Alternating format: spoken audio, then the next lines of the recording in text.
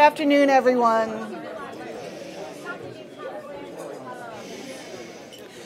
It is a tribute to Vartan's unerring sense of history and humanity that we find ourselves here with this superb group of thinkers at this critical moment in our national life. This is a moment that calls for moral and intellectual and political leadership. And I, as a citizen, am grateful for how much of that Vartan himself and the Carnegie Corporation has provided to this country over the years. I don't remember exactly when Vartan first reached out about partnering with Time on this subject, but I know for certain that I had no idea then that we would find ourselves where we are now. As a journalist, I have a natural allergy to extravagant conclusions based on limited evidence. But I think it is safe to say that none of us has ever seen a political fortnight like the one that we have just watched. And through all that drama, it has been easy to really struggle with trying to find a theory of the case for what got us here at this time in this country's history. Is this an economic backlash against automation and globalization and growing inequality? Is it a cultural backlash against a progressive social agenda with a splash of nationalism thrown in? We can't understand where we're going if we don't understand how we got here. And at Time, no one has done more thinking or reporting on this subject than Michael Scherer. In addition to running our entire political coverage throughout the campaign, it was Michael who wrote the first cover story that we did on Donald Trump back in the summer of 2015. That was the one where we arrived at Trump Tower with an American eagle with an 8-foot wingspan and a bad attitude. And since then, he directed our coverage not only out of Washington, but across the country as we tried to understand how it was that we came here. He and his reporters have led the way in our deciphering the many fateful turns of events that we have watched. And so I am very grateful to Vartan for inviting us here to explore this new frontier, and to Michael for helping us draw the maps. Ladies and gentlemen, Michael Scherer. But no one came here to see me. You came to see these panelists, so I'll introduce them now. To my right, Roger Cohen is a columnist for the New York Times, which he joined in 1990. He was a foreign correspondent for more than a decade before becoming acting foreign editor on September 11th, 2001, and foreign editor 6 months later. Since 2004, he's written a column for the International New York Times, which many of us knew as the International Herald Tribune, and he is currently a columnist for the Times. Pippa Norris is a comparative political scientist who's taught at Harvard University for more than 2 decades, a laureate fellow and professor of government and international relations at the University of Sydney, the McGuire Lecturer in comparative politics at the John F. Kennedy School of Government at Harvard, and the director of the Electoral Integrity Project.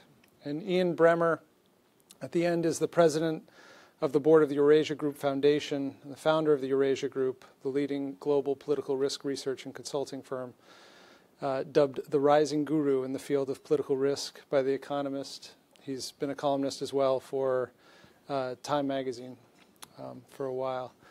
I thought this event was planned months ago, and it seemed timely then, but it seems much more timely now.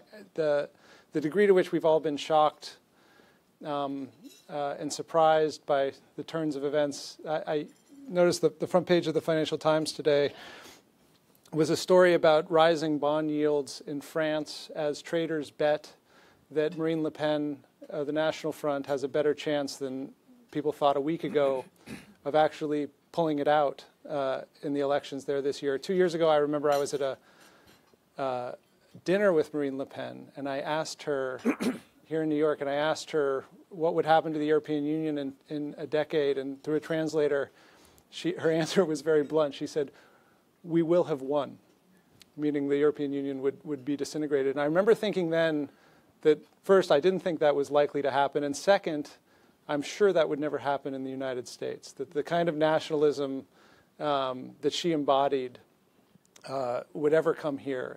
And obviously, I was horribly mistaken on that point. So I think to start the discussion today, we should talk about what is it that has so transformed our world in the last year, and a transformation that, by all accounts, by the front pages of the newspapers, is going to continue to happen. Pippa, you've done a lot of research on this, including some last year before the election, that anticipated much of this, right. and that took on the notion that the main drivers of this populist revolt internationally were economic, that this was just a response to globalization. So I wonder if I could just ask you to start talking about that. So we often think of this right now in terms of Trump, because that's what we're experiencing in the last 2 weeks with the shock. Before that, of course, was Brexit. But we know this is nothing new. It's been around in Europe basically since the 1970s. And it's there in countries which are rich, welfare states like Sweden, as well as countries like Germany, where there's a growing party there, as well as France. So it's a broad phenomenon. And there's the two explanations, which are very common. The first, as you say, Michael, is the one about the economy. And so it's framed in terms of globalization, long-term trends, the loss of manufacturing blue-collar work, the ways in which particular sectors of the country have lost out, and they now no longer have the economic prosperity of their parents' generation. And that's been very pervasive. Everybody's talking about that. If that is true, of course, there are some fairly straightforward, or at least manageable solutions that we might get onto about manufacturing work, trade, apprenticeships, a range of ways of improving, particularly the non-urban areas. But the other explanation is different. And this is in some ways even gloomier than the economic explanation. The other explanation that we came to is that what's been happening is a cultural change. And it's a change which, again, is rooted right back to the 1960s, when there was progressive values taking over many affluent societies. And it changed the values that people held, especially amongst the young and the well-educated. And these were issues towards women, gender equality, towards LGBT rights, towards issues of cosmopolitanism, where young people felt very connected with the rest of the world. What we think has been happening, and I've been working with Ron Inglehart, who's published this for many, many years throughout his life, is a backlash against those progressive changes. And it's a backlash which is there amongst, in particular, the older generation who grew up with a different set of values in the 1950s and 60s, and who feel that what's around them is no longer America, that it's become more secular, it's become more international versus patriotic, it's become more tolerant of diversity when they want to have an America that harks back to a white picket fence of the 1950s, a nostalgic vision. And if that's true, that might also account for why it's happening in many European countries as well, where, again, these tremendous cultural shifts which have occurred throughout our lifetime mean there's generational gaps in how people feel about the political culture. And this has been going on for many years, including cynicism about politics, but that's become eroded now. And what populists can do is they can appeal to this dissatisfaction with the amount of change and say, we can take you back. What is making America great again? It says America was great, we can get back to it. And the same message can be there in the Brexit, where those who wanted to leave said, we can turn back to Britain when there was an empire, remember? There was a Commonwealth. There was a way in which Britain was great. And we can get out of Europe. And the same message, I think, can be seen in many other countries. So economic dissatisfaction is there. That does exacerbate these issues, the 2008 crisis. But the things which have been driving populism were well before that. Populist movements have been around for decades. It's nothing brand new. But they've been managing to make a lot of success by basically criticizing government, criticizing the establishment, and saying, we'll take you back. And it's been very powerful. But of course, there are tremendous tensions in society as a result as well, because many people feel that we should not go back to the era of Mad Men. We're now in the era of Modern Family. And those are the values which are now the American values. So a big generational gap in culture, a big educational gap. And if that's true, and we're still looking at the evidence, we're working it through, we're writing a book. But if it is true, then it's far more difficult to know what we do and how we overcome it. Because we're not going to go back amongst the progressive groups to the racism or the sexism or the idea that somehow America should be less diverse or shouldn't reflect some traditional forms of social tolerance. So there's a kind of cultural battle which is in some ways very difficult to know where we go from here. Whether it's economically driven or culturally driven or has to do with demographic change, it seems like the ingredients to set the stage for populism is a sense of insecurity, a sense of losing control and losing ground. Stephen Bannon, the president's advisor, before he got in the Trump orbit, pushed a theory that these things were cyclical, that every 80 years or so in the United States there would be a crisis. The generations of the past would forget the last crisis. Now the baby boomers are coming of age. And that they would destroy the powers that be, the establishment that is, and build something new. Do you have a sense that this is inevitable? That this sense of rising insecurity, the desire to take things apart, the desire to build something new, is something that's just bound to happen as soon as we forget that it is possible to happen? Well, it's hard to regard the sweep of human history and not be pessimistic in some regards, Michael. But I think it is pretty extraordinary what we're witnessing. If you think back just a quarter century to the end of the Cold War and the assumption that existed then that liberal democracy and liberal democratic values had pretty much triumphed. The end of history was proclaimed. And it just seemed obvious with the fall of the totalitarian systems and authoritarian systems that people wanted to be free, people wanted to have choices, people wanted to be able to choose the people that they elected. And for some time, that consensus held. And it seemed to be being driven also by technology. If we were becoming more interdependent, then how could it be that conflict would arise yet again? But of course, we've discovered that technology not only drives people together, it can also be used to push people apart. And so now today, I think obviously that sense, that conviction has completely evaporated. And we have to say that authoritarianism, authoritarian systems, populism seem for the moment to have the upper hand, and that democracy is almost mocked these days. I mean, people don't realize the value of it. I mean, for the first time in my life, I feel I can identify with people in the 1930s who had a sense of the world just drifting toward the abyss, and that some infernal mechanism has been engaged. And however catastrophic you see the consequences to be, there seems to be no way to arrest that mechanism. And it is extremely worrying. I mean, as Pippa said, or suggested, there are certain elements to populism, and I think we see them all in the United States today and in Europe. You see nationalism, and nationalism is always allied to myth, the notion of some restored glory, authoritarianism, the idea of a savior, Donald Trump saying, "I am your voice." And these forces right now are very strong. Whether it's inevitable, we like to think not, but as Kipling observed, humanity returns to the mire. So perhaps we have to accept that it is, even if we should have learned from the first half of the 20th century, a period about which so many people seem to, the way the European Union is derided and dismissed these days is so dangerous, and yet it's happening all the time. Ian, you've written some about the technological changes that have happened, and we're coming out of a decade in which all the prophets of technology in Silicon Valley were telling us that our smartphones would save humanity and make us all happier, more united people. Can you talk a bit about how those forces, the nationalism, the nativism, the authoritarianism around the world have actually been spurned on by technological change. Yeah, well, it's true, and it's also in that regard very ironic that the forces that are probably strongest domestically in opposition to Trump right now are exactly Silicon Valley.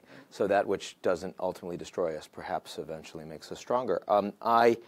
I think that in addition to Pippa's points on the identity piece and the economic piece, the technology piece is one that's been very interesting to me. Not only because the first billion people that get connected are largely wealthy and largely elites and largely either self-satisfied or politically apathetic, but when you start getting the 4 billion people getting connected, you realize you have a whole bunch of people that are very unhappy with their status quo. And so if you're giving them a megaphone, you're going to hear a lot more illiberalism. We also have heard a lot about the filter bubble. And so, you know, the fact that you can use social media much more effectively to segment populations and have them hearing completely different news streams, which in the United States is somewhat pernicious because of, you know, sort of alt-right versus Mother Jones. But in the Arab world, right, where it's going to be Sunni versus Shia, it becomes a lot more confrontational. But then you have the much bigger dynamic, which is the fact that, you know, for all of the Trump and Bernie Sanders and Hillary talking about the need to do something for all of these people, no one was talking about technology. And if you look at the last 10 years in manufacturing in the U.S., 86% of the jobs that have been lost are efficiency gains. 14% have been lost by trade. That is only speeding up. We know in the Middle East now, the social contract that they have in many of these countries has been based on we can take a lot of money out of the ground very easily, and in return we'll govern you not very well, but we'll pay you off. Well, I mean, in 10 years' time, the energy revolution has meant that OPEC is basically destroyed, and the United States is now the nexus of global energy power.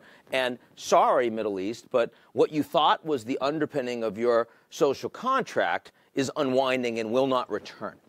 Now, if that is happening there, and is now starting to happen here, where we see in the next 10 years we're not going to have the jobs for the drivers or the accountants or a lot of the financial advisors. It's white-collar jobs they're coming after too, right?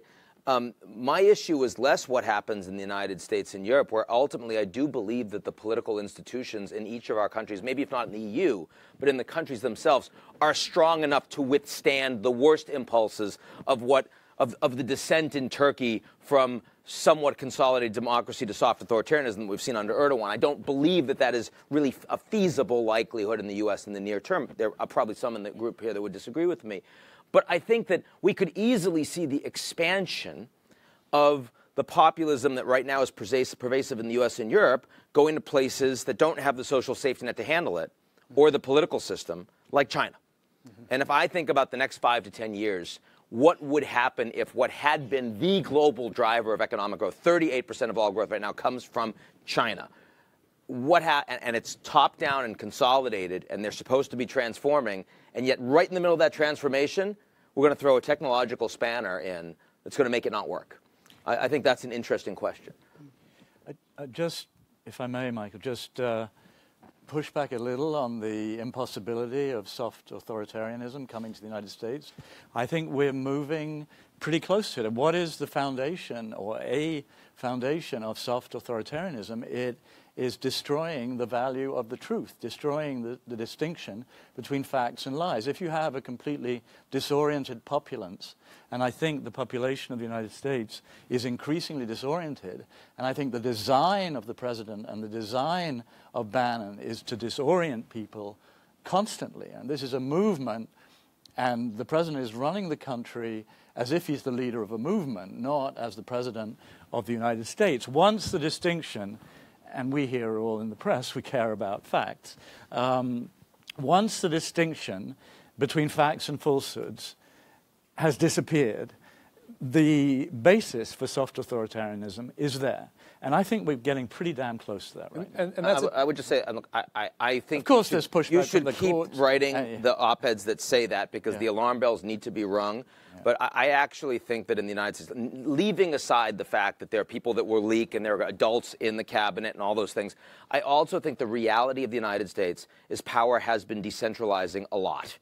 And it's not just that Washington is fundamentally broken and stuck, but most of the big initiatives that have been happening in the U.S. that have moved the needle are increasingly at the municipal and at the state level, and a lot of them are at the corporate level. And I think that Trump is ultimately going to push back about the fact that that power is much more distributed in the United States than it is in China, and that makes it a lot harder to create an Erdogan type system. Except that we can also see in the states that's where the voting rights are being threatened, and that's where the Republicans are trying to increase photo ID and various other measures which will potentially depress turnout. So there are as many positives in the local areas. The things which, for example, California is doing, or Massachusetts is great, but we know that most of the states now, of course, are controlled by Republicans, and that the Republican Party as a whole has moved and does seem to be providing no opposition whatever to Donald Trump's leadership. It strikes me that the fight over what is real and what is true is also a technological story. It would not have been possible 30 years ago to as effectively distribute an alternative reality that is provably false as it is today. Pippa, I'm curious in your cultural explanation of what is driving this. You said younger people still have these cosmopolitan values. It's the older. But it's younger people also who are more technologically adept, more early adopters. How does that work? Is there a way in which technology also strengthens the global identity, helps fight some of these forces? I mean, I think technology is actually neutral rather than on one side or the other. It's a tool. It depends how you use it. So for young people, they're living in a world where they wake up and they've got friends around the world and they're working in different places and their careers and their families. All of the people I'm teaching at the Kennedy School are so cosmopolitan in their values. And yet they come up against this is somehow not what America is for the older generation. So it's a real conflict, if you like, between their perceptions. And if you ask people who are young, do you support the United Nations? Do you support international development? Do you want to have international engagement? And do you support Europe? Yes, absolutely. When you looked at the Brexit vote, it was the young people who said, these are my chances. This is where I'm going to get a university grant. This is how I'm going to be able to work for a year in Brussels or Paris or whatever. And it was the older generation, particularly in the working class in the north of England, who said, let's go back to this mythical 1940s Britain that cannot exist anymore, does not exist anymore. And they succeeded. And they succeeded just. And again, the fascinating thing also is that sometimes things just tip a little bit, and then you're on a different pathway. And so just like with the popular vote and the Electoral College vote, it was, as we know, just very, very tight. But once you take that pathway, even if it's accidental, you can't go back. You can't reopen that door. Brexit means, quote-unquote, Brexit. Yeah. One question I asked myself, and again, I don't want to push these analogies too far, but what would constitute Donald Trump's Reichstag fire? What is the pretext? Because, as you just said, Pippa, it was just a little nudge in a certain direction at first. But then came the Reichstag fire right after it, and then it was all over. So, given this man's mentality, what incident in the United States, or possibly even outside the United States, would be sufficient to constitute his Reichstag fire? And I think that is a possibility. Ian, is there a global version of the Reichstag fire that we should be worried about right now, given the comments of NATO and things like that? Well, I mean, this kind of gets to the inevitability of this movement, right? I mean, if the U.S. had elected Hillary Clinton, we still were going to see an environment where Pax Americana would be over. It would take longer, but those structural trends were in place. Europe was already getting weaker. Populism was still growing there. Brexit had already been voted on. There were plenty of countries around the world that were already saying, we're not committed. We don't believe that the United States really believes in us. And so as a consequence, we're going to hedge. In some cases, we're going to hedge an awful lot. Look at the Philippines. Look at the UK. Look at a bunch of countries, right? You look at what happened to the Middle East. Look at the rise of China. Look at what the Russians were doing on the security side. All of these things spoke to an unwinding. And I do think that from a Trump-Bannon perspective, if you look at multilateral institutions, their view is these organizations have been getting weaker. Our allies are doing less. The U.S. is paying 4% of its GDP for defense. The Europeans are paying 1%. Why is that working for us? When we get into a negotiation with the Chinese, their economy is about 40% less than ours.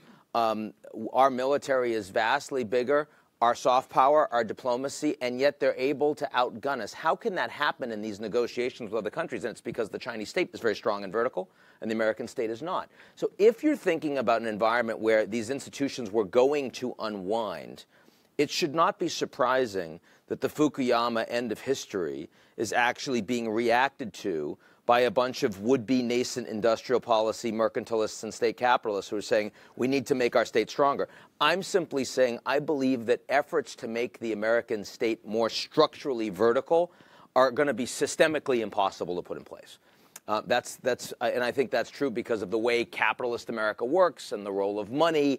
I think it's true because of the nature of the political system. But there's no question that Trump right now represents a threat to that, which is unprecedented in modern scope. And so that irrespective of, I can be right, but you don't want me to be wrong, right? So it's not worth testing that hypothesis. Well, the story we've been told, or that I learned, was these are the institutions that are protecting us from another horrible war. The Trump thesis, and he said this on the campaign, is that more countries who are looking out for themselves first and not worried about policing each other or worried about what's going on in Syria or Libya or, overthrowing dictators in Iraq will actually lead to a more peaceful world. Is there any credibility? Well, I would say that, careful what you wish for. And the fact is that Pax Americana, for all its imperfections, is the reason why you and I, Michael, haven't done what our forebears did, which is fight wars and die. And again, the European Union is the great miracle of the second half of the 20th century. And while I absolutely accept your argument, Ian, and I think you're right to say that there was a power shift going on, and it wasn't written in the stars or inevitable that NATO, the European Union, open trading systems, all the foundation stones of our post-war order that they would endure forever. It wasn't inevitable, but there's a huge difference between seeing those shifts and having a president of the United States, the man, in this instance, responsible for the well-being of the free world, saying that NATO's obsolete, we don't need it. I put Angela Merkel, our most important ally, and Vladimir Putin on the same footing. I'm delighted with Brexit, and I hope that more countries leave the European Union as soon as possible. I mean, Europe doesn't know whether to put up a bridge or a rampart to the United States right now. And there is a huge exponential difference in that, and it has created a degree of instability and uncertainty and danger, I would add, that would have been unthinkable even 9 months ago. That's right. And I mean, one thing to add to Roger's, the threat facing democracy, we have to remember historically, if we go back to Sam Huntington, we've gone through this before in 3 successive waves. And so we've kind of forgotten it because we remember what happened in the early 90s and the fall of the Berlin Wall and Fukuyama and so on. But there have been 2 previous periods when democracy has gone backwards. And that was clearly in the interwar years where a number of different countries went back. Mostly those in Europe, but others as well in Latin America. And then, of course, in the 1960s, the early 70s, where, again, many countries which got independence started with a more parliamentary system and then went back. So the idea that there's a Whig interpretation of history and we're all going to become more democratic is just not what's happening. And part of my worry also about the Trump administration is not simply the implications for the EU and NATO and the United Nations, but also the implications for America's image and its role in promoting democracy, because that's taking a real hit, even from the rhetoric before he actually does anything. And then, of course, he's going to cut back on all the money which is going to be spent at UNDP and USAID on democracy promotion, because human rights and democracy and freedoms are obviously not part of his agenda. So with the image being hurt, as you've seen, The Economist moving the classification of America from a full to a flawed democracy in its latest edition, and then with the lack of support for other countries which are really struggling and which need America's help, those 2 things are very black for the world in many, many ways. And we're going back to a third reverse wave, basically. And The Economist cover was insurgent in the White House. Absolutely. And the person and country most poised, it seems to me, and correct me if I'm wrong, to step into this vacuum is Russia and Vladimir Putin. You say no? I'd say China. In China. China, yeah. I mean, there's no question. Look, the Russians, their economy is smaller than Italy's, smaller than Canada's. I mean, you know, at Davos this year and at APEC this year, you close your eyes and listen to Xi Jinping, you'd think that would have been a speech that you would have expected to hear from an American leader, right? And that was commented on by many people at Davos this year. Now, the Chinese are only capable of stepping into that vacuum to a degree economically, right? Because aside from that, they just don't have, they're not capable, they don't have the experience, they don't have the resources. But economically, the Chinese actually have a global strategy. And it's very transactional, yes, but they are building architecture and they're building alternatives to the U.S. and U.S.-led global initiatives that we are now not only allowing to erode, but as you suggested, Roger, I mean, actively renouncing, actively helping to undermine. So that does create an opportunity for the Chinese. But the Chinese do not want this opportunity, right? They had this concept of strategic window of foreign policy that they thought at least until 2020, if you read their doctrine, they thought they could continue to just do things at their place incrementally and be not under the Klieg lights.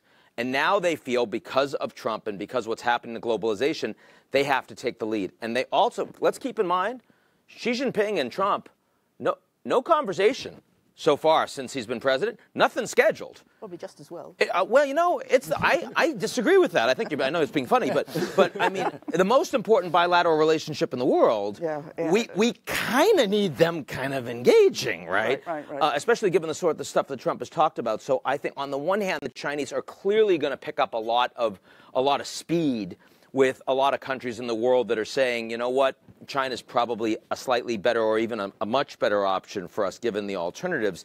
But the potential for conflict between the U.S. and China now, in a way that I would have said was virtually non-existent over the past 10 years, is now, I think, real and plausible. I think the president needs to realize that trade pacts are not just trade pacts, they are political projects.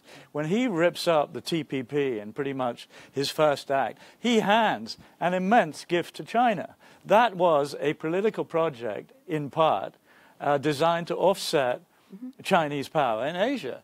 And for countries like Vietnam, it was absolutely front and center in their strategic vision, moving close to the United States. So that's one thing. Then he hangs up the phone on Mr. Turnbull, Prime Minister of Australia, whom he called President of Australia when he recorded the conversation, thereby alienating another important ally in Asia who happens to have fought 2 world wars with us. So now, we haven't heard from the Secretary of State, I don't believe. Has he uttered a word? Maybe he has. He welcomed everybody. He welcomed everybody. Said everybody should do their jobs. And we know that General Mattis may be a restraining force. We've heard during, when they were in the Senate, that they believe that NATO is important. They are suspicious of certain Russian acts. So we don't know how it'll play out within this cabinet. But all you can say is that if you extrapolate out from the first 2 weeks, it's unsustainable. You can't have that degree of chaos indefinitely. I don't want to get off Putin because I think I still want to get us talking. But for anybody, I don't need to keep directing questions. What is the consequence of, even just in Europe or internationally, of the U.S. not taking such an adversarial approach to Russia, and where is this leading? I mean, what will this bring? Well, I mean, Europe partly depends clearly on the French and the German elections coming up, because the next year is going to be critical for that, along with the Italians as well. So the latest polls suggest that, for example, Angela Merkel might be defeated by the SDP, which is a good change of power in some ways, but she has such a leader for Europe right now with so much experience that she would have really stabilized the concern. Any change of government is always of concern. And then, of course, in France, we've seen scandal after scandal, partly fueled, of course, by the Russians. Again, Wikipedia is doing various things there, just like they did here.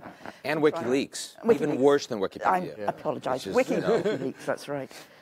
So, again, we have to see what happens there. And we don't believe any of the polls right now anyway, because we know what happened both in America and in Britain. And there might be some shy Le Pen voters. And then Italy. is another big election coming up as well. So with those big building blocks, when that settles down, and of course Brexit, the negotiations continue for the next year, then we'll have a much better sense by the end of the year where Europe is going. But clearly everything that's been happening is destabilizing and so much of concern to the Baltic states, for Latvia, for Lithuania, for all the states on the border, and of course for Ukraine, which doesn't know where it is or who's going to be supporting it. So tremendous periods of uncertainty. And the one thing you need in international affairs to start the diplomatic clock going is just that sense of predictability, and the chaos in the White House is just giving them all the wrong signals. Well, there was not predictability on Russia under Obama, certainly. And to the extent that you want to focus on how Obama did on foreign policy, Russia would be right at the top in terms of failed policies, saying one thing and not following through on Ukraine, on Syria, and, of course, on the hacks. And so, I mean, there are some European governments that wanted to support U.S. policy on Russia, but a majority did not. And certainly the sanctions were hard to maintain and were probably likely to erode in any case. Now, the problem is that Trump is likely to erode them unilaterally and is not likely to get much for it with the Russians, and certainly isn't likely to bring the Europeans on board to all sit down. Now, some Europeans are going to be incredibly concerned about that. If I think about the Baltic states, well, if I think about actually not Lithuania, but Latvia and Estonia, definitely with their Russian populations, Poland to a degree, right? But if I'm Italy right now, I mean, they want to do a deal with the Russians. There's a lot of, I mean, there's, you know, you've got energy that they're working. You've got this, they've never liked the sanctions. The banks have been hit. You've got, you know, sort of big issues of gas downstream generally across Europe that the Europeans want to take advantage of. You've got trade. You've got real estate in Spain, you know, in Greece. There's so many areas that they want to work with the Russians. So we're already in an environment where countries have been working much more inwardly, thinking about their own, you know, sort of narrow national interests. And I think that, frankly, much of Europe is going to just get back on to business as usual. The real question will be whether or not a U.S.-Russia tilt is sustainable for Trump, because there are clearly so many people, some in Senate, but a lot in the intelligence agencies, that deeply believe that there's something we don't know about that tilt. And they're going to leak.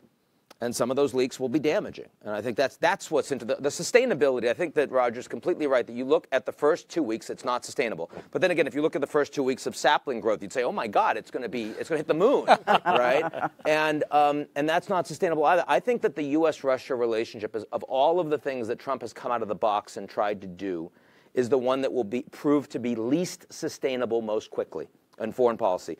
And I think it's very interesting that Flynn has just come out and suggested that he would advise that Montenegro should be accepted into NATO, which is something that Putin is certainly not in Putin's speaking points for Trump.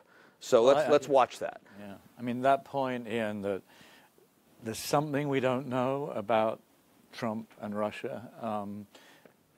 It doesn't make sense quite. There's some element I think everybody feels there's, and if that were to be revealed, and I don't know how damaging it could be, that could be a pivotal moment. I think Russia, just looking at it strategically, for a long time, Russia has had a couple of basic projects in the European theater, if you like. Mm-hmm. One is to prize Western Europe and the United States apart.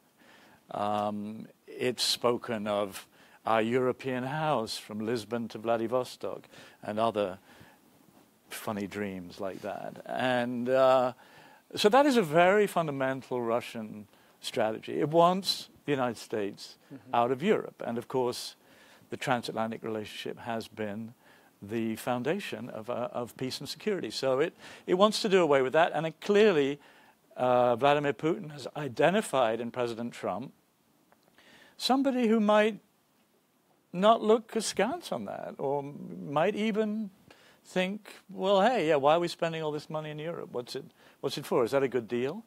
Mm-hmm. And the second fundamental Russian project is to weaken the European Union, because that again, and that's why Russia is at work in France, in the Netherlands, and in Germany, the three big elections this year, to try and promote anti-EU candidates. It's not just random meddling. I mean, there is an idea here, and the idea is a weaker more fragmented Europe that is cut off from the United States. And they were all tooting their horns when Trump won because they think Donald Trump might help Russia go some of the way down that desired path. One of the things we haven't touched on yet directly, although I think it's part of the cultural argument you were making, Pippa, is that we're coming out of several decades of pretty heavy migration, big movements of people into Europe from other countries. Recently in the U.S. there hasn't been a ton of migration, but in the late 90s and early 2000s there was rather high levels of migration into the U.S. One of the common themes of all these populist uprisings is, Le Pen has almost identical language to Trump and actually policies that are maybe even more draconian than Trump. What does that mean if the developed world does close its borders in the coming years? We have the Ninth Circuit meeting later today to find out exactly how far the U.S. will go. That's right. So, I mean, Europe has been destabilized by boatloads coming across, of course, of refugees and economic immigrants and a variety of other groups who've been trying to resettle.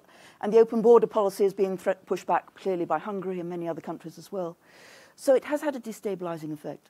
Sometimes in America we think of this often within the prism of race, but in Europe it's actually much more complicated than that. It was quite interesting that, again, Brexit was really often about the Polish emigres who were seen to be taking away jobs, but of course were Catholic and were white and were middle class in many of their educational backgrounds.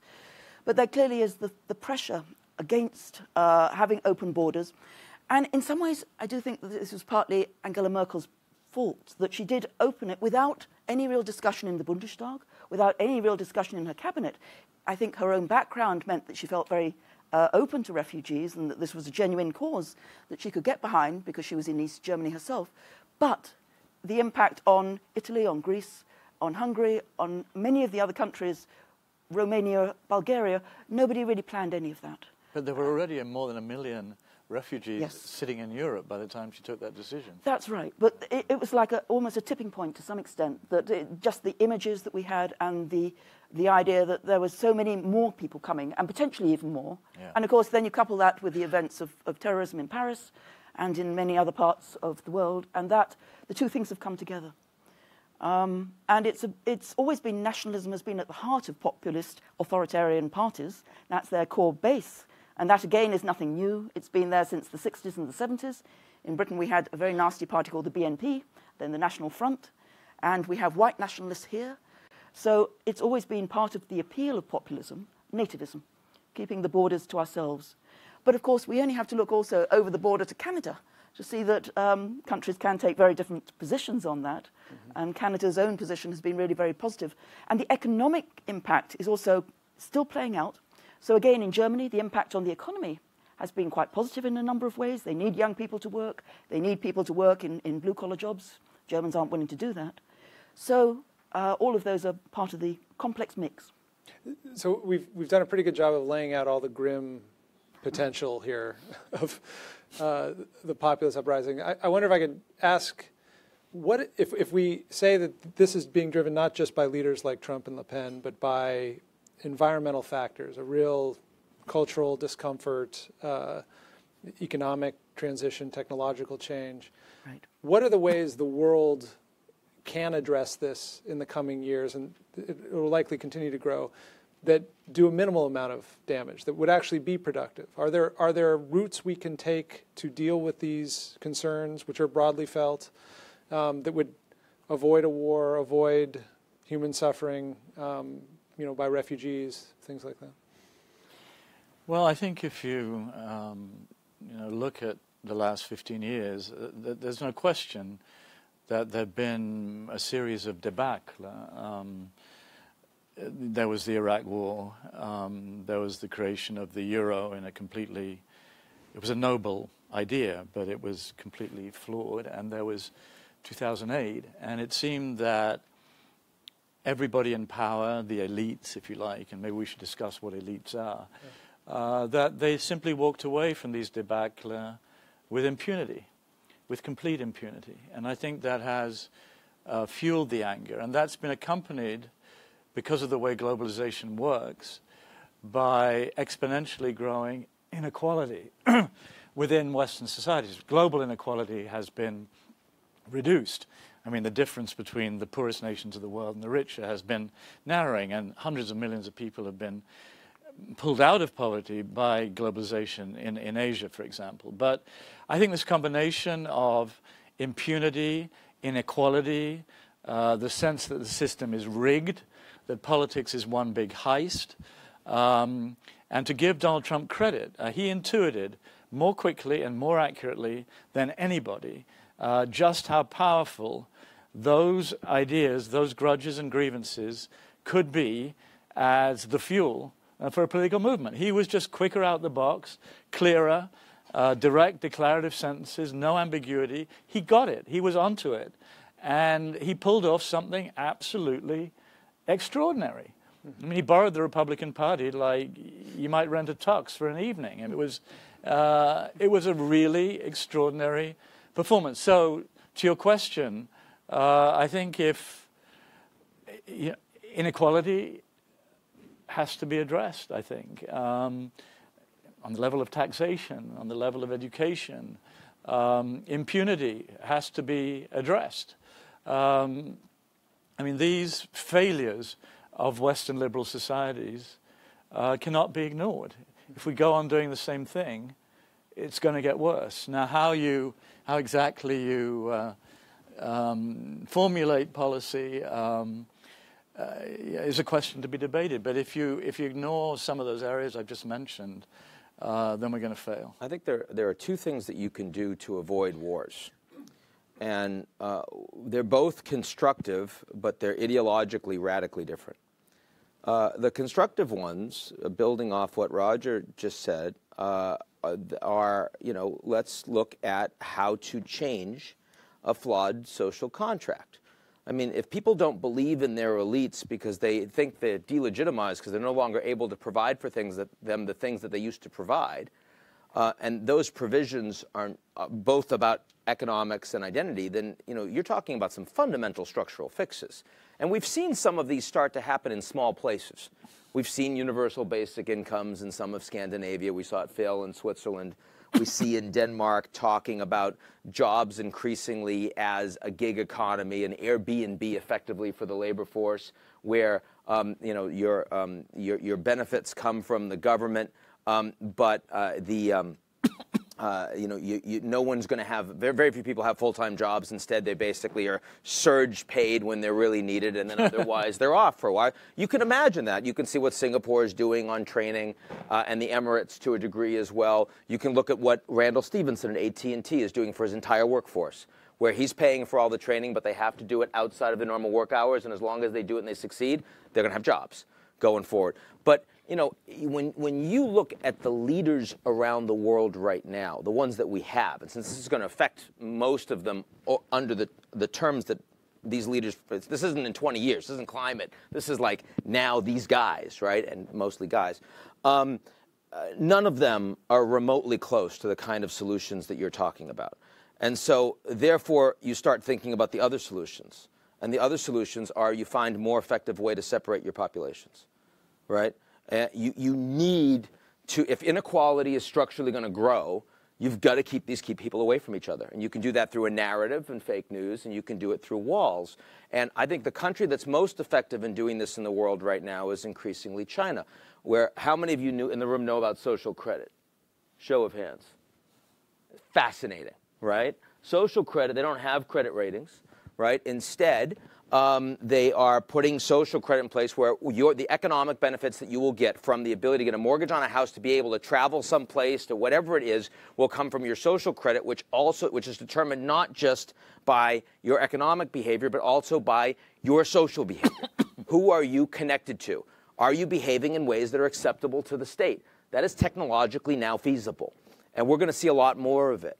Now, I don't want to live in that kind of a society, but I would prefer that to wars where the government fell apart. And I know that governments will prefer that. So the question will be, how proactive are we going to be in the next 5-10 years in truly creating some of the policies that will make these people feel more invested?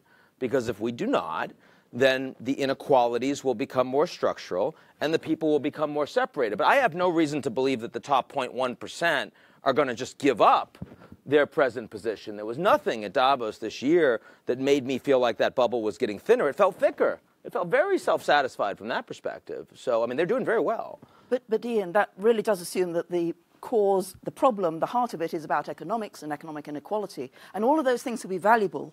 But we only have to see that populists are doing very well in some of the most egalitarian welfare states in the world, such as Denmark, such as Sweden, France, to say that really maybe it's not about economics at all, it's other things. And so if we put it as a political problem rather than an economic problem, what might be the potential solutions?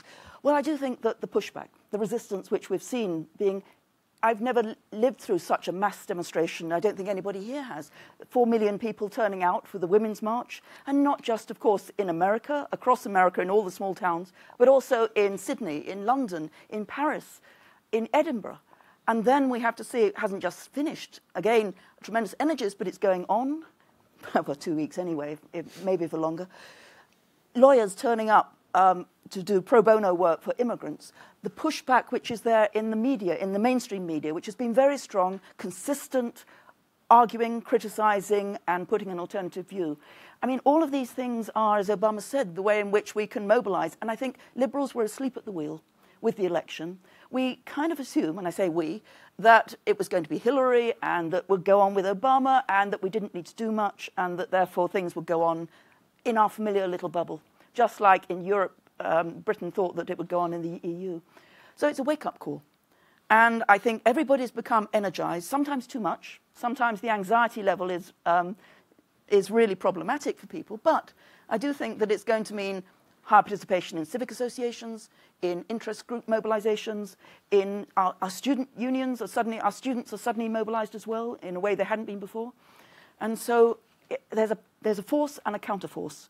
And that's a positive political sign, I think, if it can then turn itself into votes, which is a big challenge, and if it can turn itself into an effective opposition against policies and not just be this rather diffuse, we don't like Trump. So it needs to get mobilized in effective ways. But I think the resistance so far is amazing. Look, I actually agree with that. I think that you can make a very strong argument that the strongest and most durable political force in the United States is apathy. It's the most important election in any of our lifetimes, anywhere in the world, and barely 50% of the population could bother to vote. And the response that we've seen, I know, but that's not much higher than 50%. Yeah, exactly. It's surprising how limited it was. Yeah. People didn't care very much, and now they seem to care more, and I think that's heartening. I do not have a strong view as to whether the populism is primarily economic or political in cause. But I will say that at least in China, the government, which certainly is taking this more seriously than any country around because it's a threat to their security as individuals and their families, it certainly is at least as much a political problem for them as it is an economic problem. And their response, they believe, will be very successful for them politically. In Israel, their problem is at least as much a political and security problem as it is an economic problem. They've done a lot more thinking about what to do about populism than most other countries in the world, and their solution has largely been about dividing populations. I just am saying that I do think that's going to be a much more significant trend given the populism than the others that we've been talking about. What exactly do you mean by dividing populations? Well, there are lots of ways to divide them. I mean, you know, Trump talks about immigration. Divided? What? Aren't we sufficiently divided? No, clearly not. If inequality continues to grow, then, I mean, you need to find ways to keep populations suitably stabilized, right? You have to either resolve You're talking about fencing people off? No, I'm not just talking. Again, social credit is not about fencing people off, but when 60% of American new build is in gated communities, which are incredibly homogeneous, when all of the media treats us more as consumers and citizens, so as a consequence, we can engage much more with the populations we're in. When you look at East Baltimore and see that their life expectancy is lower than Rwanda right now, you see that the U.S. is already divided. But I'm talking about divisions which would be much greater. Clearly, I'm talking about as a solution. Well, yes, not as a solution we'd like, as one that governments will take if they do not otherwise resolve the social conflict. Just wanted to understand. Yeah. Roger, you mentioned the important question of who are the elites, and I would posit that we in this room and on this stage are them, and are also, quite literally, from the White House's perspective in Washington, the enemy. I mean, we are certainly being by the Brexit movement, by all these movements. I mean, we are being identified as the elite. We're the egghead, Volvo driving, liberal intellectuals, eating vegan food, doing yoga, and worrying about choose your gender bathrooms. I mean, that's the elite. That's if you're anti-elite, you're anti-us, right? But are we really the elite? In what sense are we the elite? I mean, we don't even control things at all. I mean, look at what's going on through social media. We've lost control, and when you have a cabinet where to enter you have to have $100 million in the bank, and they are leading the movement against this elite I just described, aren't they far more of an elite than we are? They're far richer than we are. They seem to be able to use power more effectively than we are able to do. They seem to be able to cast aspersions on the press in a way that is very effective and has given rise to once unthinkable phrases like fact-based journalism. Well, is there another kind? And what does fact-based mean? Is that similar to saying, as in Hollywood, based on a true story? And so can you elaborate somewhat? Alternative facts? Again, going back to this feeling of drift toward the abyss, it's this sense that everything is turned on its head, that words do not have meaning. The word itself, elite, has been turned on its head. And I don't think it's for nothing that you have on the bestseller lists Hannah Arendt's The Origins of Totalitarianism on the bestseller list currently, and of course 1984. And clearly Americans are thinking about these things. Pippa, are we the elite? Are we the corrupt elite? And if we if we are, even in the narrative, not in fact, how does that change? So here's a positive spin. So far, yeah, absolutely. Let's try this for once. I mean, we are the establishment. I look around the room, and absolutely, if you don't know you are, then you really are in whatever.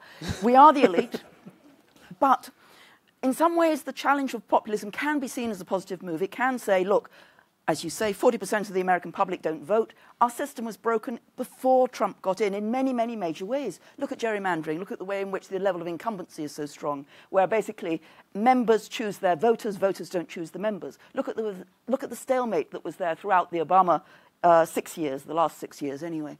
Look at the ways in which the parties were bitterly polarized.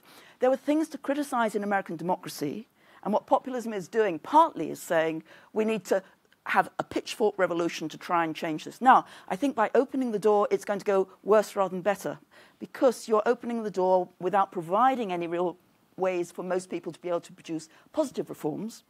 But those reforms were needed. And essentially, what populism can do is potentially, again, say, we can't just go on the way that we have. Our institutions, in some fundamental ways, like our elections, could really be improved in lots of different ways, like Congress, like political parties. The fact that America has 2 political parties is really quite exceptional in most places around the world where you have many more choices. And in other issues as well, there are some fundamental reforms. So if we get through this period of a real shock to the system, then maybe it could mean that the Liberals are re-energized and that the forces who say we have to respond to this, we can't just go back to where we were, maybe we can consider some serious constitutional reforms or procedural reforms or ways that we do business. Whether that will occur, I'm not putting my money on it, but that could be a positive way. And again, it's 2 visions of democracy that are in conflict here. Liberal democracy is what we're defending. Checks and balances, minority rights, we're all familiar with that. Direct democracy is what populists stand for. And they say, we're the voice of the people who haven't been heard. The voice of the people, if we're the majority, is the right voice, irrespective of what Parliament says. We're the ones who should be the deciders. And so populism can be progressive, and it is in a number of countries. Think about Spain with Podemos. Think about some other countries where it's been a left-wing phenomena which has stirred politics up and tried to engage groups who've never been engaged, in Bolivia, for example, in India to some extent. So it's not all negative, but the short-term consequences are probably going to be we all read our Hannah Arendt again very carefully. Ian, do you have any advice for the Davos crowd? Or when you look in the mirror, do you have these are the lessons I'm taking from this and what should be done differently? Look, it's hard. The reason I'm a little bit less optimistic is because at the global level, so many of the challenges that we're facing right now are not national challenges. Climate is a global challenge. Jihad is a global challenge. Structural inequality is increasingly going to be obviously a global challenge. You can't build walls to keep robots out. We know all of this, right? And so to the extent that the war is a lot of these strong-willed populists against globalists, your ability to resolve these problems, which was already structurally challenged by the eroding and shifting geopolitics, gets worse. And it's going to be hard for the America firsters to come to terms with the fact that there are countries around the world that are capable, increasingly capable of saying no to us, right? They're not ready for that. They believe that if we just had a strong executive, we can get everyone to say yes. You tell the Mexicans to jump, they're going to say, how high? Yeah, that's Mexico. 90% of their economy is the United States, right? But you can't do that with China. You can't do that with a lot of other countries around the world. And I think that's going to cause problems. It's going to cause recrimination. It's going to make it harder. But, you know, the other point of this in terms of us being elites is, you know, Hillbilly Elegy, when I read it, you know, really touched me because his Meemaw was my mother. I grew up in the projects. But for me, I had a hard time dealing with the conclusion because I was told by people growing up that, you know, I was meant to be the American dream. And if I could become an elite, that would be aspirational and that I could do more for society, right? Where he leaves Appalachia, becomes an elite, and feels like he's actually against everything that he grew up with. And I think so much of the populism today is that the pointing of these elites as globalists who have more in common with people in other similar wealthy or globalized cities around the world than they do with people, not flyover states, with people 50 miles away, right? That is something that makes it much harder for us to address the issue. And again, I think that globalism needs to be de-ideologized. Because the idea that 7 billion people are going to have more impact on the future in the world than a few hundred million in the United States should be on its face obvious. And those things that have to do with responding globally to global problems, that can't be an ideology. That has to be science. That has to be journalism. That has to be facts. It's like you're fighting creationism when you're fighting that, right? Those things cannot be put on a level playing field. They just can't. And our role, I guess, if we have any role as elites, it is to recognize when we're fighting something that is effectively not an alternative ideology, but is creationism. Well, on that note, I want to open it up for questions in the room. Yeah. Thank you. Janet Benshaw, President of the Global... There's a microphone there. Yeah. Thank you. Janet Benshaw, President of the Global Justice Center. My question is addressed to Professor Norris, and it goes back to her remark about what happened between the wars. And I know after the 1929 crash, the economies, although it was starting already all over Europe, started absolutely crashing. There was half unemployment some places. And yet from that, there were quickly more authoritarian movements and democracy movements. But out of that, Finland, Scandinavia, and the UK seem to retain some values to deal with it collectively and not deal with the issues letting the rise of sort of popular dictator or fascism. How do you explain those cultural differences there, and what can we do to promote those? Thank you. Would you collect a few, or would you like me to respond to Janet? No, let's do one time, yeah. So, Janet, I mean, I think that there are deep cultural roots which are still there. I just looked, for example, at satisfaction with democracy right the way from the 1970s to date in Europe, and the map is divided into two. And so you look at Norway, Sweden, Denmark, Germany, Britain, and it's green. People are relatively satisfied. And you look at Italy and Greece, and you look at Spain, and you look at Portugal. And ever since the 70s, there's been much more criticism of government and of democracy and of political institutions and political parties, etc., etc. So these long-term cultural patterns continue, and they often can deepen. So, for example, party loyalties and feelings of identity with parties have gone down throughout Europe. But still, when you visit Norway, it's a totally different experience, of course, than when you visit Italy, for example. So those systems persist.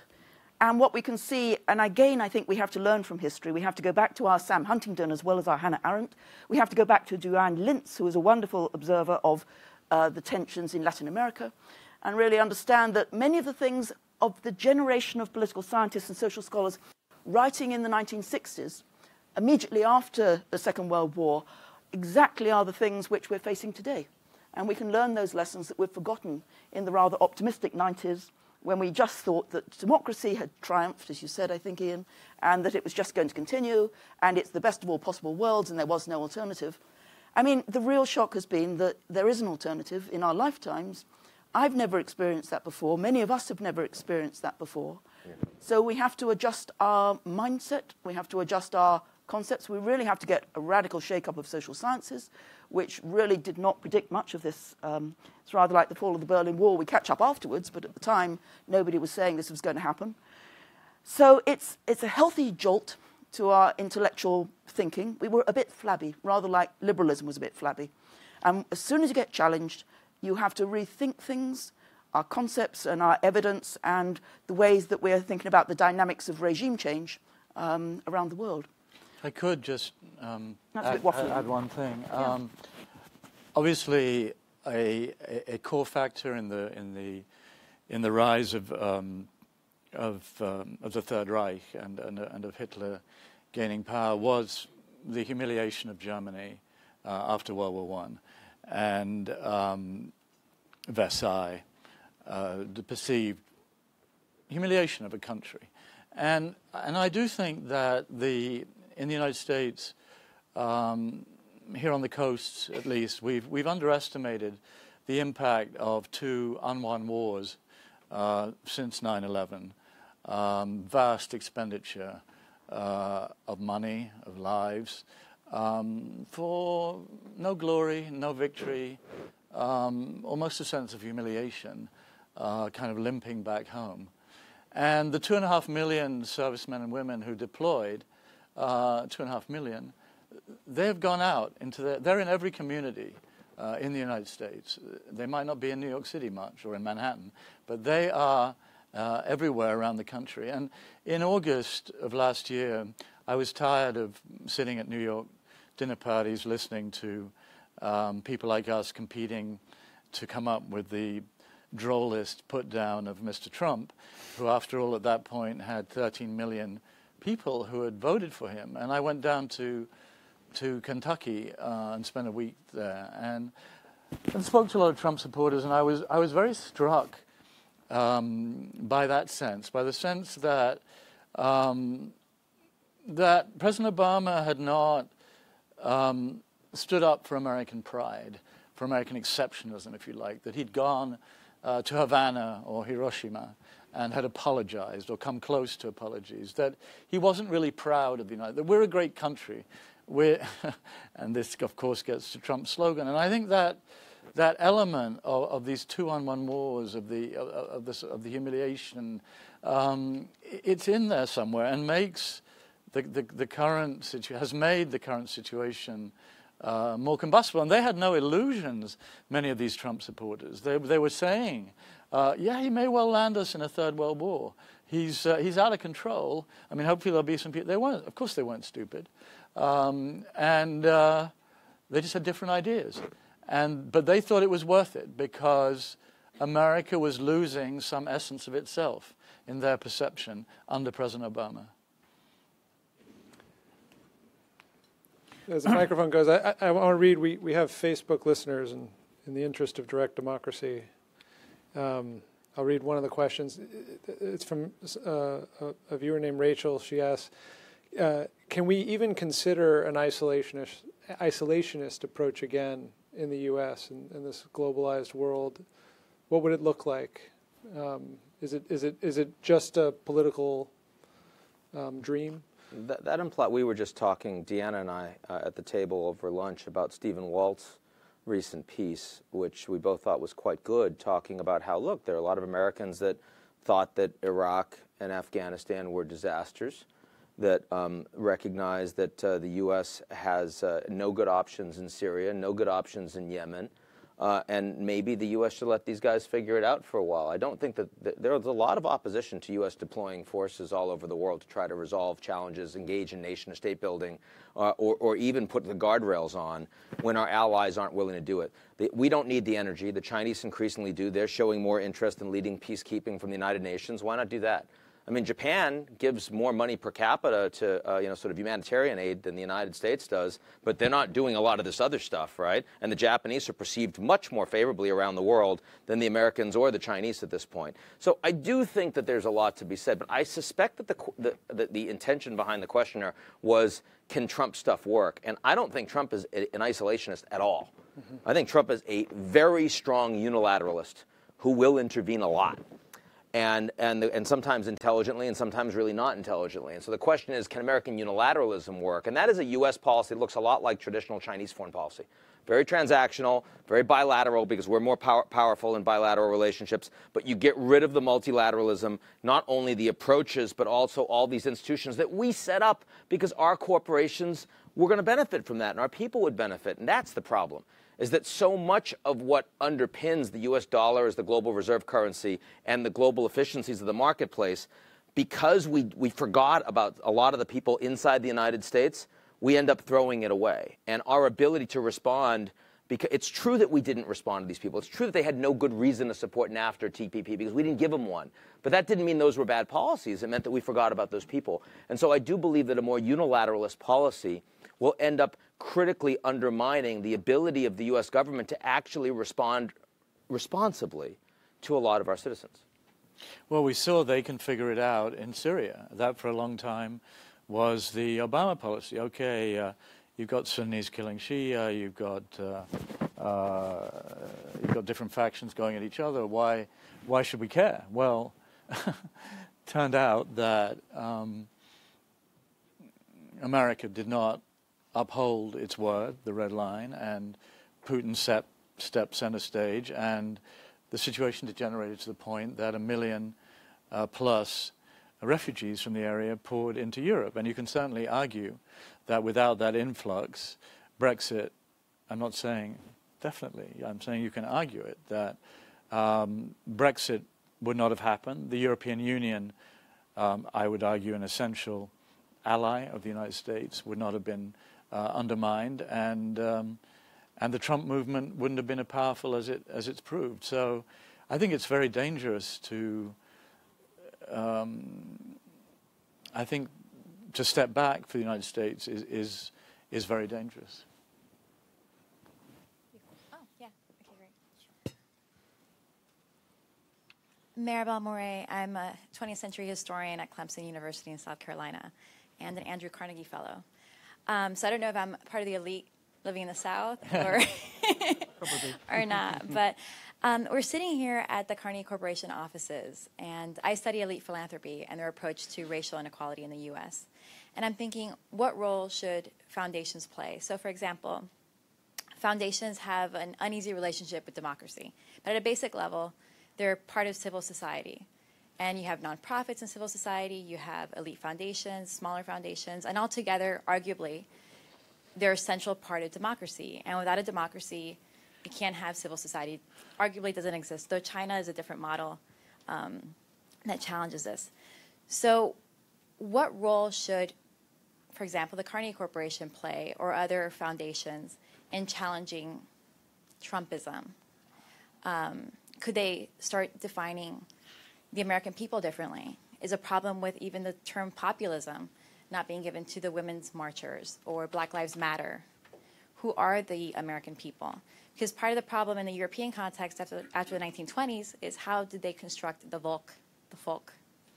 So with that model of the 1920s and 30s, when foundations weren't really challenging too much the rise in the Third Reich or broader authoritarianism, what should they do today?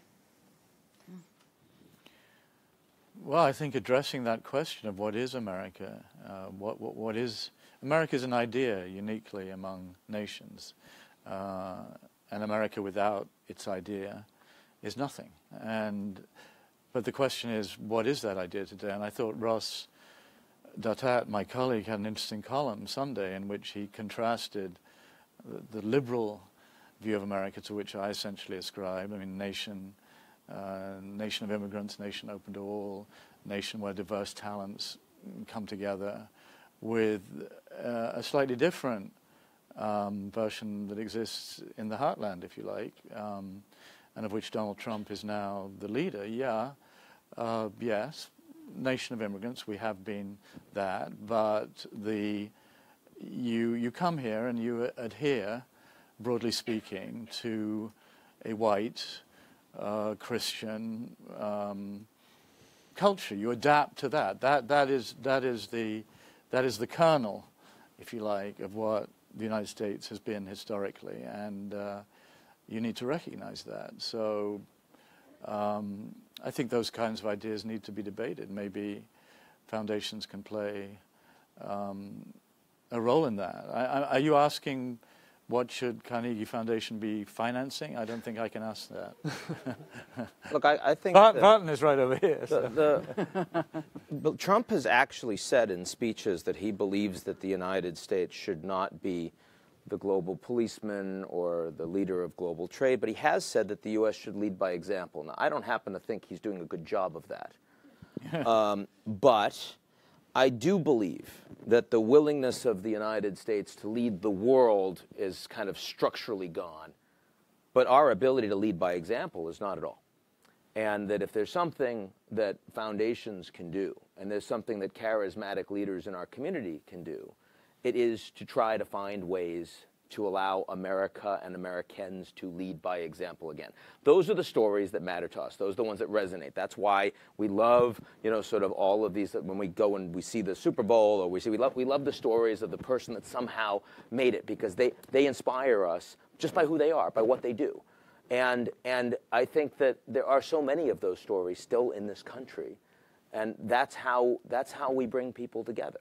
Right? That's what foundations can do. That's why people like Zuckerberg will end up being, I think, so powerful, is because of what they came from, but also what they're capable of doing, what they're capable of saying. I'm not saying everybody loves him or Bill Gates or whatnot or Mike Bloomberg, and pick your visionary, but there are so many of them, all of whom have the ability to drive those stories. And the fact that we're all sitting here in front of Carnegie, I think, is the most powerful realization of that, who also had his share of disbelievers at the time, but ultimately set something up over the generations that pervaded a lot more that stuck with us a lot longer than I suspect Trumpism will. And I'd say let's think about some practical policy solutions that can be done to strengthen American democracy. And again, there are ways which we've come awake to that. And there are things that can be done when we look around the states, whether it is about independent commissions for drawing boundaries, which have been tried, which would be a very effective way of getting rid of gerrymandering, whether it's affirmative action for women to get women into politics. America is 72nd out of the world in terms of the number of women in the House. This is not where we should be, and we know how to actually fix that in various ways if we can persuade people. And we can think about a range of other practical solutions in terms of civic engagement, of convenience voting to get more people out and to expand automatic registration. I mean, in many ways, these are a bit prosaic. They don't necessarily set the world on light. But if you can get the nuts and bolts right, and if we can learn from the countries where these have been instituted to learn best practice, basically all of the new democracies in the last 20 years have learned about these things and really jumped ahead. Participatory budgeting, for example, in Brazil is an idea that started and then took off in Latin America. And there are many other similar initiatives where you can say, oh, that's a really effective way of doing that particular issue. Campaign funding, I won't get into that, but again, I've got a book on that and a number of very practical things about both transparency, public funding, which could be expanded, not cut back, so politicians don't have to continually eat on the rubber chicken circuit and try and raise money. And foundations are a wonderful resource to basically say, let's pull together some groups who have tried this. Let's bring together some of the leaders who have thought about these reforms. Let's share best practice. And let's get the agenda going for strengthening American democracy rather than assuming that this is something we do over there. It's something we have to do back here. I want to get one question from this side of the room, if there's somebody. Jack Snyder, Columbia University. I'm picking up on Ian's point about the possibility of separating the warring subcultures. And in a federal system like the United States, there's a very straightforward way that this might be done. Namely, let Alabama have different policies than California when it comes to what kind of public health insurance is provided, what policies to adopt with respect to immigrant populations living in the states, even how much to use taxation for economic redistribution. So my question, not only for Ian, but for the whole panel, is this a practical way to reconcile the cultural piece and maybe even the economic piece that drives populism, and whether or not it's a good idea, do you see things moving in this direction? I'll start. So I think that in some reasons, the reason that I'm more optimistic that the U.S. will not move towards soft authoritarianism than Roger is because I'm more pessimistic that this type of solution is likely to occur. And I agree that it could resolve some of the cultural issues in the sense that if you were reading Joel Garreau in the 80s and 90s, you were looking, oh my God, the Americans are becoming much more mobile. Well, it turned out only a certain kind of American was becoming much more mobile. But in lots of the Americans that voted for Trump, they weren't becoming more mobile at all. And they're going to end up in these places, and they're going to be much more homogeneous, and so will their states. Problem with that, of course, is that the ability of a central U.S. government to then create some of the benefits that are required in terms of investing in national infrastructure, our smart grid, all of the things that you're really going to need to compete in the 21st century really don't happen. So, I mean, you see that decentralization. I don't think of that as a move that's going to allow us to strategically flourish in a global economy, even a fragmenting global economy, a fragmenting global internet, and one where other economies will probably do better. And I'd suggest that federalism certainly allows more diversity, and so different places can do that if that particular unit reflects the core cultural cleavages. But think about a state like North Carolina, and we've got two different cultures. The university area, Chapel Hill, which is very liberal, very educated, and very much in favor of gay rights and a number of other initiatives, and of course the State House, which is not. So if the cultural cleavages reflected the boundaries of your geographic areas, then it's a great solution. And it's been used where one has language differences, etc. But if it's about generation, there are young people everywhere and old people everywhere. And there are religious people everywhere and secular people everywhere. And those who are believing in a more diverse society and those who want a whiter society and a society which is more culturally homogeneous. So people don't sort, even though they have sorted more, but they don't sort perfectly into local government units. I think we can try to get one more question over here, and then.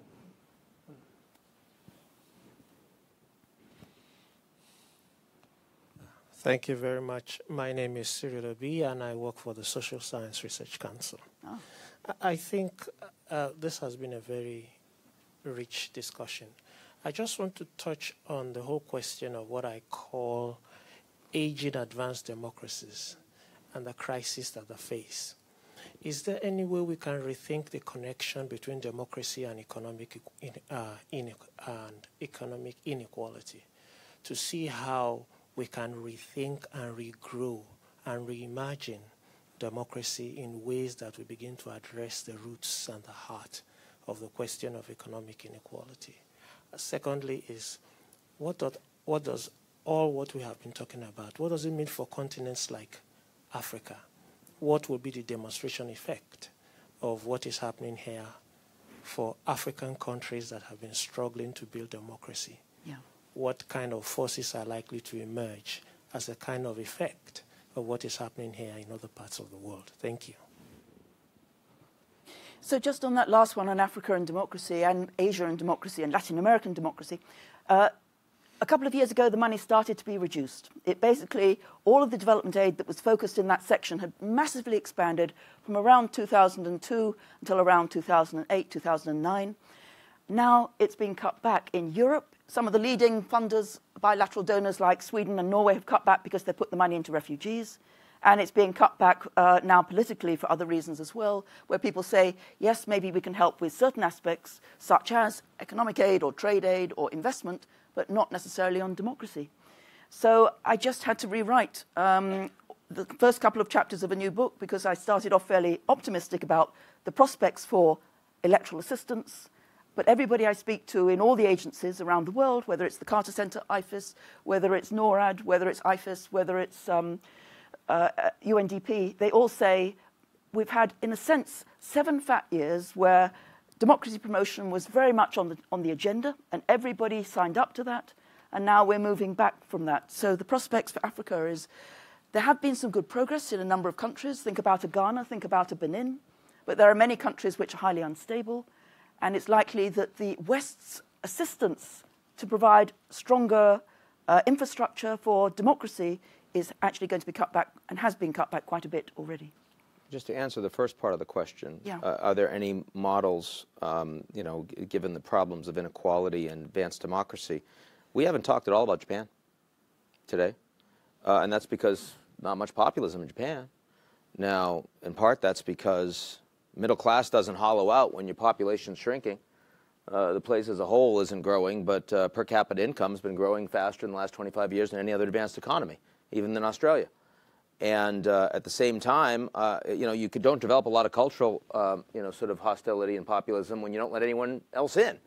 No one to hate, right? So, people for decades were saying Japan was a failed model, couldn't accomplish anything. If I think about the 4th Industrial Revolution and moving towards robotics and AI and all the rest, the Japanese are actually set to have vastly more flexibility as a reasonably large economy, 3rd in the world, than any other advanced industrial democracy, perhaps even including our own, which on the one hand is disturbing, but on the other hand shows us that sometimes when the world really changes, we need to rethink some of our prevailing assumptions about what does and doesn't work in advanced industrial democracy. I just think that's interesting.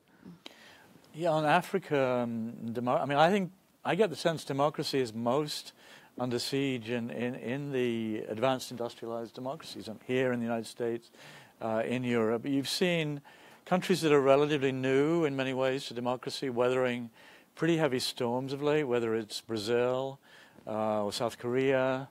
And you have nations like Peru that have been making pretty substantial economic progress of late. And I feel like democracy is in some ways more vital, more prized in these places and much devalued in countries where we've come to take it too much for granted. Even in Nigeria, democracy is it's hanging in there. So I think it's difficult to judge what the overall impact on Africa will be. I think Africans have a pretty powerful sense that they want more representative societies, and I would hope the trend in that direction will continue.